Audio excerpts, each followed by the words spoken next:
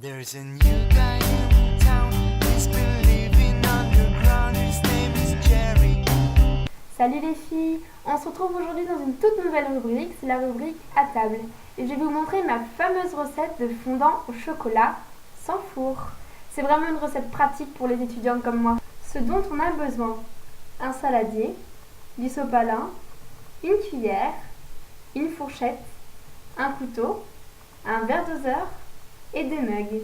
Ma recette compte environ 6 mugs. Concernant les ingrédients: 200 g de beurre demi-sel, 200 g de sucre, une cuillère à soupe de farine, 200 g de chocolat pâtissier et 5 œufs.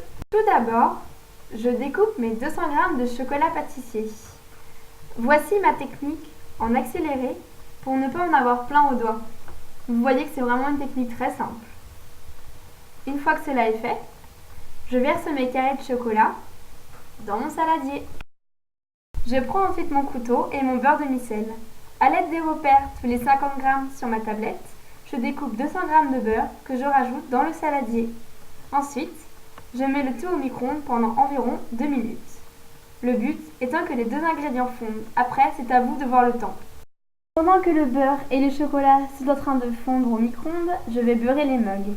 Je prends donc une noisette de beurre dans un sopalin et je fais vraiment tout le tour du mug. Vous pouvez donc voir le résultat.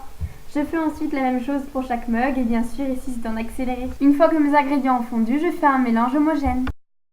Je prends ensuite mon verre doseur ainsi que mon sucre.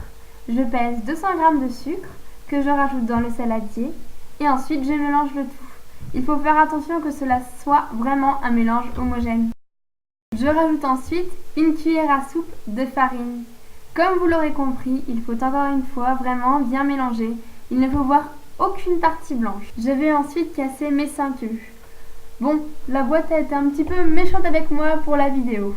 Enfin bon, une fois que les 5 œufs sont faits, je mélange encore une fois. Il faut vraiment bien mélanger cette fois-ci parce que avoir des traces d'œufs quand on mange le gâteau, c'est pas top du tout. Une fois le mélange vraiment homogène, on va remplir les mugs.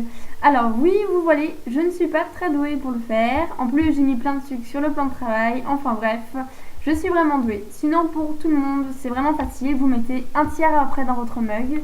Et on continue comme ça pour les 6. Je prends ensuite ma maryse pour vraiment finir le plat. Il faut vraiment respecter les 1 tiers de chocolat parce que sinon, quand ça va gonfler, ça va dépasser de partout. Donc voilà le résultat. Mon chocolat est fait après environ 1 minute au micro-ondes. Il faut que ce soit quand même moelleux, vous allez voir, ça va monter et ensuite ça va retomber tranquillement et là c'est fini. On n'a vraiment pas besoin de four, il suffit de les mettre à peu près 1 minute au micro-ondes. Voilà les filles, la vidéo est terminée. Envoyez-moi vos photos de votre gâteau sur les réseaux sociaux. Je vous fais de gros bisous et on se retrouve très vite. Bye!